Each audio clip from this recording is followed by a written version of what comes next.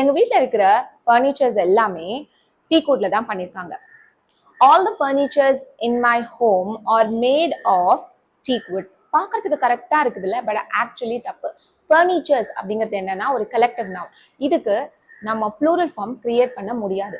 Seating, eating, sleeping, storage, இது use பண்ற எல்லா ஐட்டங்களையுமே நம்ம ஃபர்னிச்சர் அப்படிங்கிற ஒரு கேட்டகரியில தான் எடுத்துட்டு வர முடியும். அப்போ இந்த சென்டென்ஸ் நம்ம எப்படி ரீக்ரியேட் பண்ணணும் அப்படின்னா, all the furniture in my home is made of teakwood. இதுதான் கரெக்ட். இதே மாதிரி இன்ஃபர்மேஷன்ஸ் அப்படிங்கறத நம்ம தப்பா யூஸ் பண்ணிக்கிட்டு இருக்கோம். இன்ஃபர்மேஷன்ஸ் கிடையாது, இன்ஃபர்மேஷன் தான்.